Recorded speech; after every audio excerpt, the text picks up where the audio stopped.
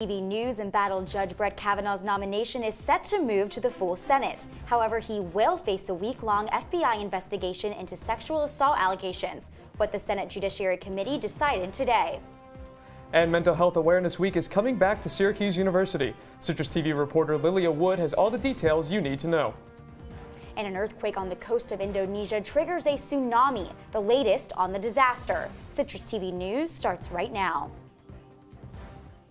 TV News live at 6, your campus news leader.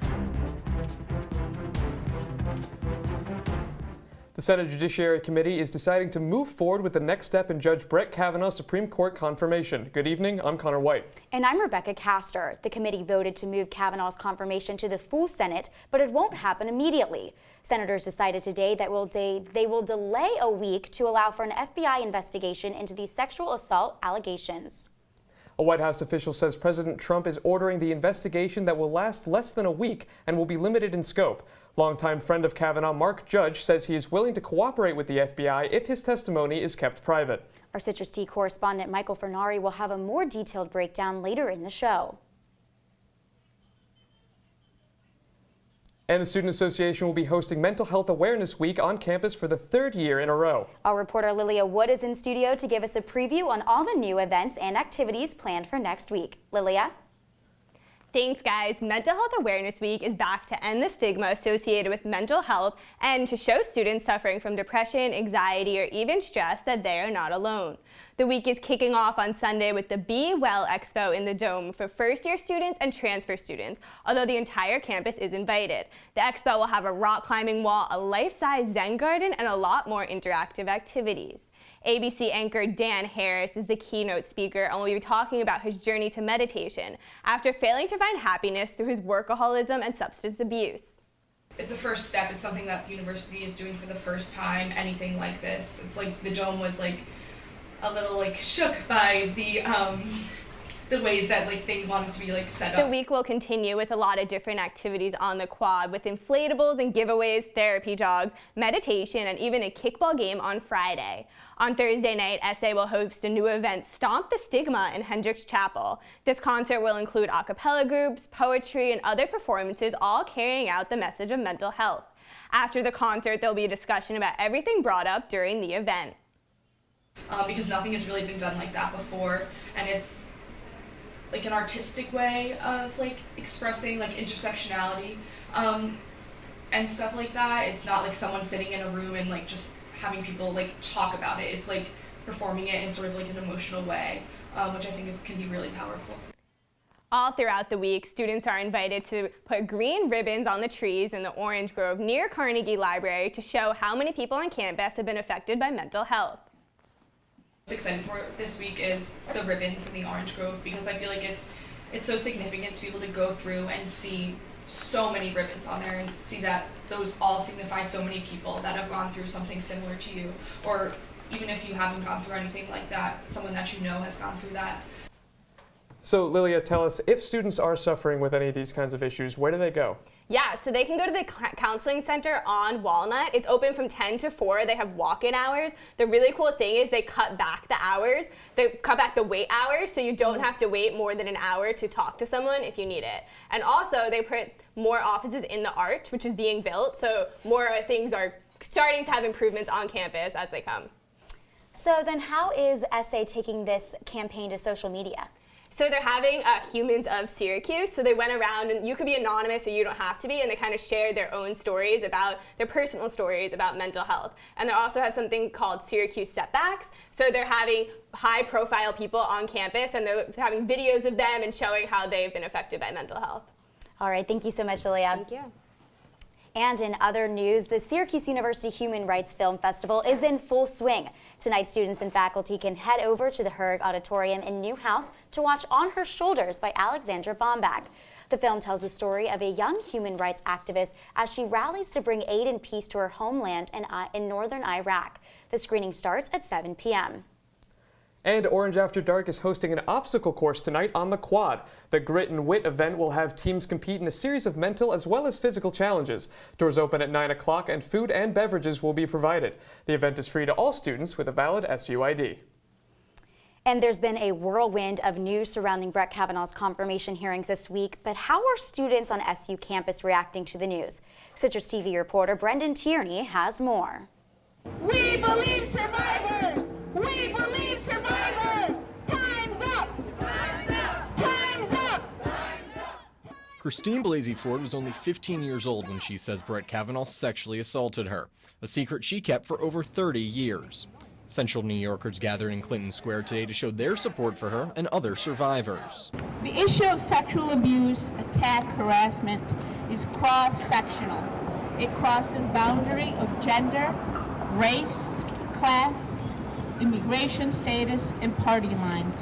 One of the speakers at Thursday's protest is Rachel May. She spoke about the mistakes that were made in 1991 with a similar situation during the Justice Clarence Thomas nomination process. May says that it is ridiculous to rush the confirmation vote until all accusations can be investigated. Everybody needs to stand for women who are having the courage to step up and make these kinds of statements about their experience, and it's just essential that we show our support for them. Protest organizers say their goal today is to make sure politicians who work in the federal building hear their complaints and do not confirm Kavanaugh to the Supreme Court.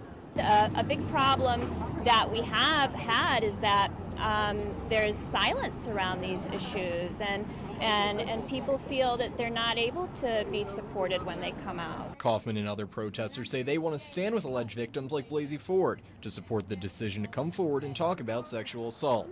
In downtown Syracuse, Brendan Tierney, CitrusTV News. Well, temperatures have been all over the place this week, and CitrusTV weather anchor Carmella Boykin is here to give us a first look at what's going on outside. What can we expect, Carmella?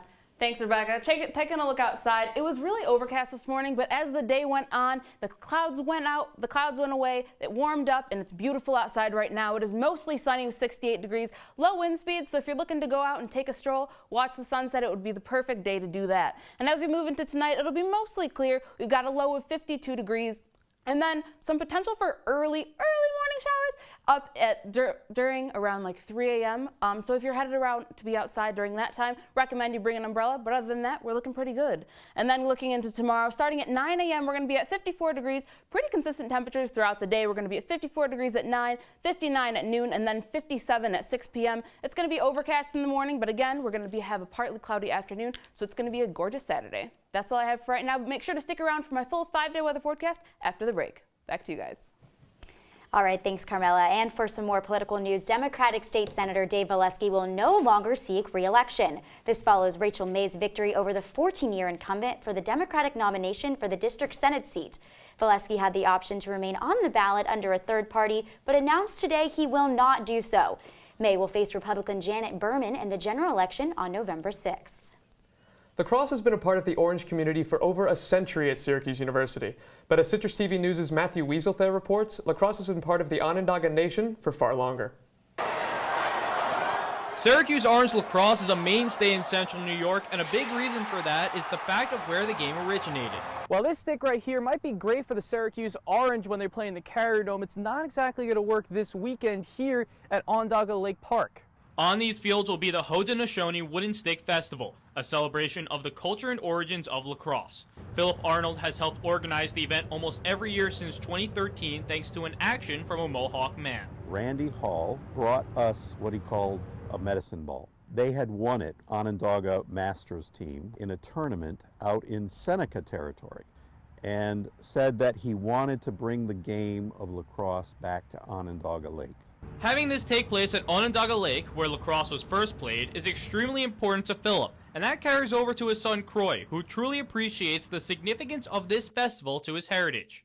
The lake, to us, really signifies the creation of the Haudenosaunee Confederacy, the creation of democracy, the creation of lacrosse. This celebration of culture is so focused on the history of the Haudenosaunee people that Philip Arnold has just one message to send. This is a really great opportunity for students, for faculty, for anyone in the region, really, to learn much more about the Haudenosaunee and also the Haudenosaunee's influence on us. So please come down. The festival will take place on Saturday and Sunday along with the Randy Hall Memorial Tournament at Onondaga Lake Park. I'm Matthew Wieselthier, CitrusTV News. And new tariffs placed by the U.S. government on goods imported from China took effect on Monday. The list of items impacted by the new taxes is nearly 200 pages long. CitrusTV reporter David Edelstein spoke with experts and local businesses to find out how consumers could be affected and when they might start seeing changes in prices. Christina V expected to go shopping, but she didn't expect to see that prices might be about to go up. If it goes up and you don't know why the price, people will probably drop it and leave. The U.S. government imposed taxes on nearly $200 billion worth of Chinese imports on Monday. Tariffs now affect nearly half of China's exports to the U.S., ranging from technology to clothing to food. International political economy expert Daniel McDowell says the possibility for a trade war could lead to problems for buyers. The possibility for this to really sort of spiral further out of control, where you've got each side responding with measures retaliating for the previous round, I do think that's where the greatest concern is for consumers. And while the tariffs took effect on Monday, consumers might not have to worry about changes to the prices of backpacks, sandals, or hats, or other items for another few months. Eric Hicks is the manager of J. Michael Shoes on Marshall Street. He says the retail store purchases products 6 to 8 months in advance from the larger companies that buy directly from China. I think they're going to have to take the brunt of it first. And then, 6 to 8 months from now, maybe then it's passed on to us, and then it's passed on to the consumer. The longer this goes on, at some point these companies, even if they're sort of willing to sort of eat the price hikes for a while, they're going to have to pass it on at some point. But store owner John Valillo says he isn't concerned. It probably will have some effect, but I think it'll all be absorbed. So for the moment, it's just a waiting game to see how far the ripple effect goes. David Edelstein, Citrus TV News. Coming up, a dramatic day on Capitol Hill. CitrusTV political analyst Michael Furnari is with us to break down the Kavanaugh hearing and what to expect moving forward. And an earthquake and tsunami rocks Indonesia. We'll have more after the break. Distinguished can cause a wildfire. Hey guys, it's Smokey! It looks as if Smokey is going to use the drown, stir, drown and feel technique. After the first drown, a good start. Next, another drink. And finally, a close feel. Is it cool? Okay. Yeah. Hey, Smokey, catch! Oh, my bad, Smokey. Only you can prevent wildfires. They'll test you. Try to break your will. But however loud the loudness gets, however many cheese puffs may fly, you're the driver, the one in control. Stand firm. Just wait. And move only when you hear the click that says they're buckled in for the drive. Never give up till they buckle up.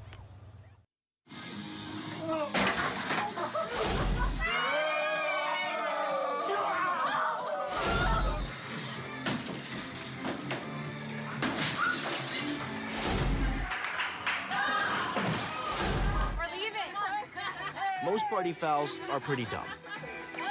But if you decide to drink and drive underage, you could lose your license and your freedom. Underage drinking and driving. The ultimate party foul. They call me Maxie, but I prefer tripod. I was your above-average four-legged homie, and then wham, bam, minivan. Some people pity me. Now that's lame. I still run, fetch, and swim. And the ladies love me. I'm the ultimate wingman. Just don't ask me to high five.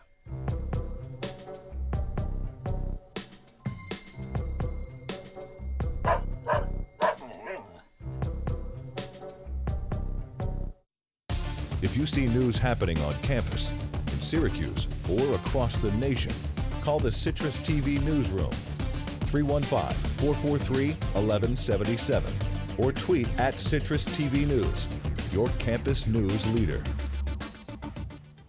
Welcome back to Citrus TV News. There were a lot of developments one after another today in the confirmation process of Judge Brett Kavanaugh. Citrus TV political analyst Michael Furnari is here in studio to update us on the situation. Michael? This afternoon, the Senate Judiciary Committee met to decide whether or not a final vote will be held for Supreme Court nominee Brett Kavanaugh. Predictably, the 11 Republicans voted to hold the vote, and the 10 Democrats voted to cancel it. However, Arizona Senator Jeff Flake added a comment that has complicated the process. I have been speaking with a number of people on the other side. We've had conversations ongoing for a while with regard to making sure that we do due diligence here. And I think it would be proper to delay the floor vote for up to but not more than 1 week. So what this means is that Senator Flake still wants to hold a vote, but he wants further investigation before making his final decision. Ultimately, the decision to delay the vote or to order an investigation is out of Flake's hands. However, news broke a few hours ago that Senate Republicans will in fact allow 1 week for the FBI to investigate Christine Ford's claim, and President Trump has ordered that investigation. As it currently stands, whether or not Brett Kavanaugh will be confirmed rests in the hands of Senators Flake, Manchin, Murkowski, and Collins, all senators whose vote could go either way. From a more optimistic point of view, this is a move that gives the Senate the opportunity to gather more information before making a very, very serious decision. If you're more cynical, this allows senators a week to gather feedback and polling from their home states before they make a decision. In the meantime, we eagerly await further statements from Senate Majority Leader Mitch McConnell and whether or not he will hold the Senate's feet to the fire over this nominee, who has broad support from President Trump and the vast majority of the party. Guys, back to you. All right, thanks, Michael. And hundreds of people are protesting on and around Capitol Hill following the Senate Judiciary Committee's decision. Dozens of protesters seen here in this video were detained after blocking the hallway in the Dirksen Senate office building in Washington. Other protesters have gathered outside the building and around the country.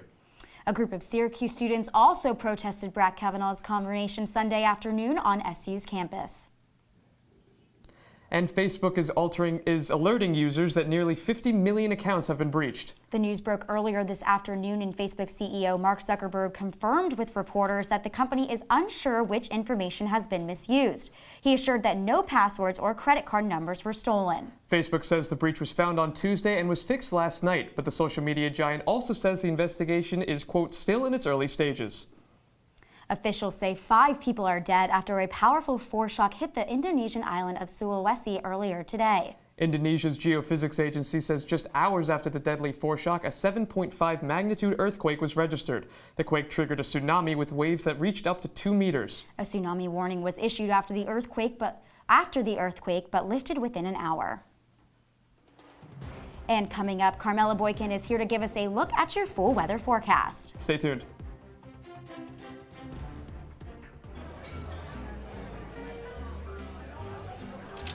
Oh, you got it. You know, since I got rid of my car, I really enjoy walking. Okay. Got it. No? Getting pulled over for buzz driving could cost you around $10,000 in fines, legal fees, and increased insurance rates. Oh, you're home early. You live with your mom? That'll set your game back a few years. Buzzed, busted, and broke. Because buzz driving is drunk driving. Every time I hear the alarm bell go off in school, I think it's an air raid. A lot of houses in our neighborhood have been destroyed. I like to close my ears and sing songs whenever the bombs come close. I'm worried our new neighbors won't like us. But I know it's all gonna be worth it. I just want my family to be safe. But these are not my words. These are not my words. These are not my words.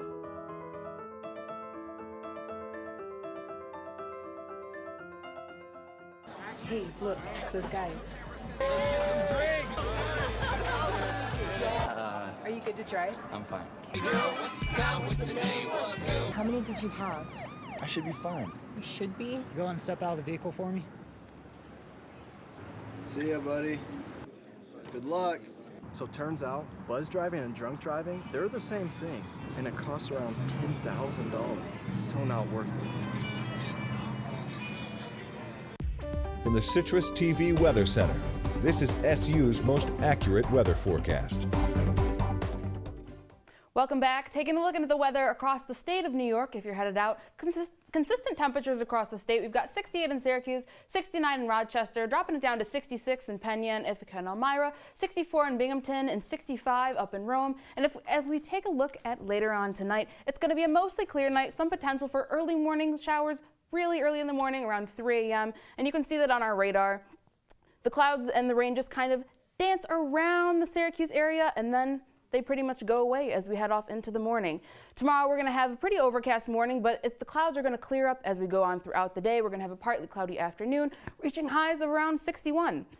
And then taking a look at our 5-day forecast, we really have a gorgeous weekend lined up for us. Partly cloudy on Saturday, mostly cloudy on Sunday with 62, but as we head into Monday, we're going to hit those Monday morning blues. 70 degrees, but we're going to have AM showers. Tuesday, we're going to have scattered thunderstorms reaching a high of 74, and then on Wednesday, it's just going to be cloudy at 68. That's all I have for you guys right now, but Zach, what's good in sports? Thanks, Carmella. Coming up on sports, Syracuse football is traveling down to Death Valley to take on number 3 Clemson. Details on the undefeated teams and more, so don't go away. This is the story of a boy who didn't talk for a long time. The boy liked things to always be the same. Any changes would scare and upset him. The unknown was an unfriendly place. The boy was very sensitive to lights and sounds. So he built secret hiding places where they couldn't get in. The boy didn't like looking people in the eye. He wasn't trying to be mean, it just made him feel uncomfortable. Sometimes he would flap his arms again and again. One day I found out I have something called autism. My family got me help. Slowly, I found my voice and learned all the ways I could live with it better. Early intervention can make a lifetime of difference. Learn the signs at autismspeaks.org. Got a quarter?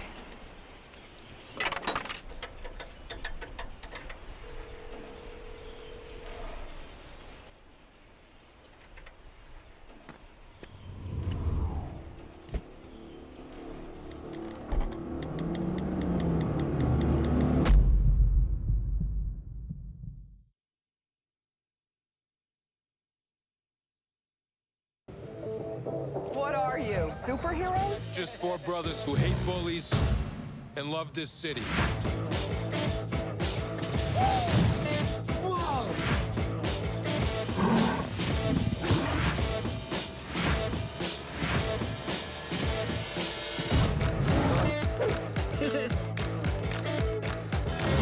Gear up, guys.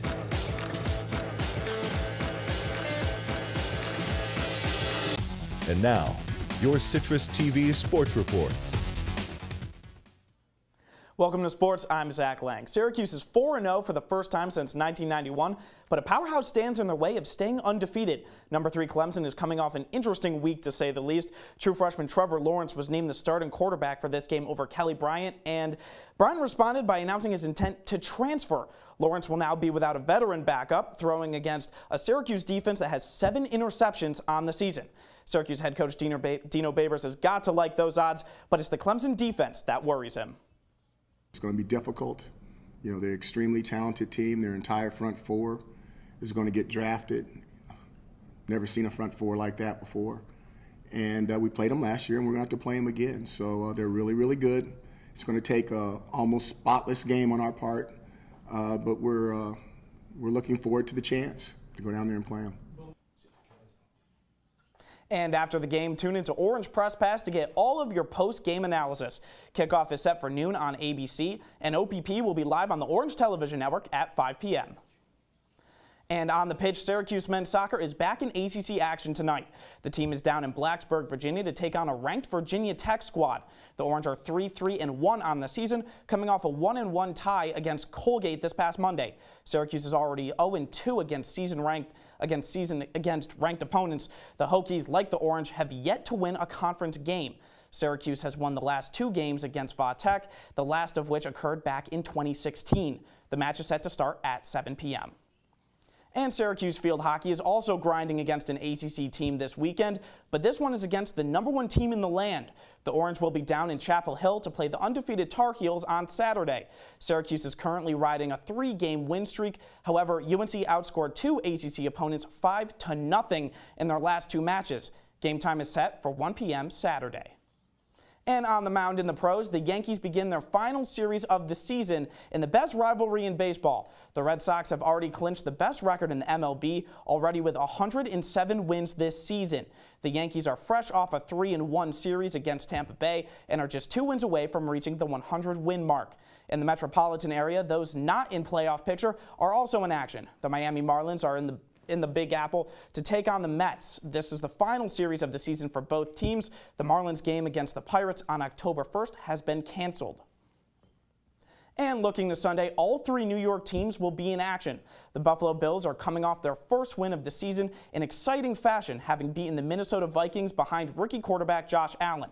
They now take on another NFC North opponent on the road, traveling to Lambeau Field to take on the Packers. Also at the 1 o'clock slate, the New York Jets are on the road against the Jacksonville Jaguars. The Jets had a stellar Week 1 against the Detroit Lions, but dropped 2 straight games, the latest against the Browns on Thursday night.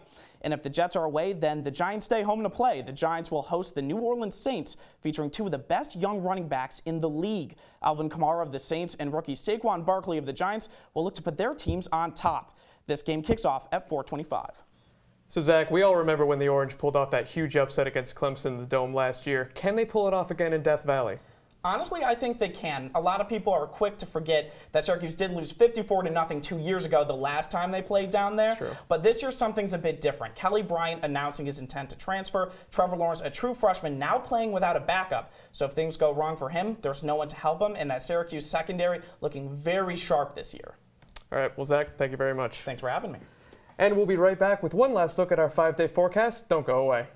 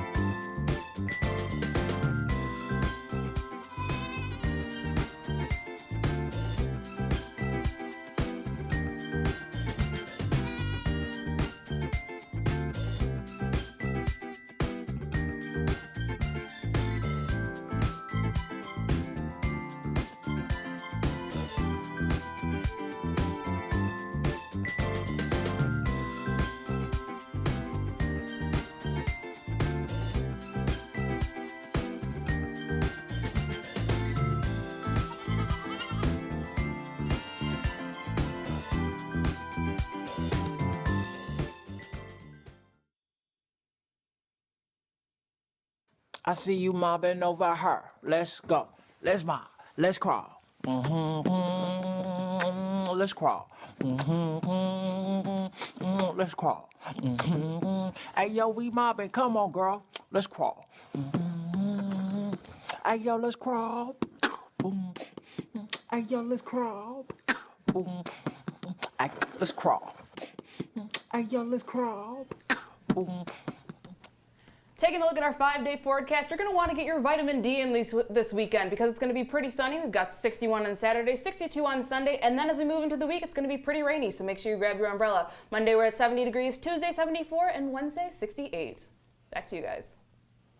And Tom Hanks is ready to be your neighbor. The veteran anchor is set to star in an upcoming Untitled feature film about Fred Rogers. Sona released this tweet yesterday with a picture of Hanks dressed as the late star. Rogers, belovedly referred to as Mr. Rogers, was a famous television personality who hosted the children's program Mr. Rogers' Neighborhood for 31 seasons. He died in 2001, but has recently experienced a resurgence into mainstream pop culture. This isn't Hanks' first time taking on the role of a famous personality. He also played Walt Disney in Saving Mr. Banks and pilot Chelsea Sullenberg in the movie Sully. And that's all the time we have tonight. Make sure to follow us on Twitter and Facebook at Citrus TV News for our around-the-clock news coverage. I'm Conor Wight. And I'm Rebekah Castor. Thanks for watching. Have a good night, Syracuse.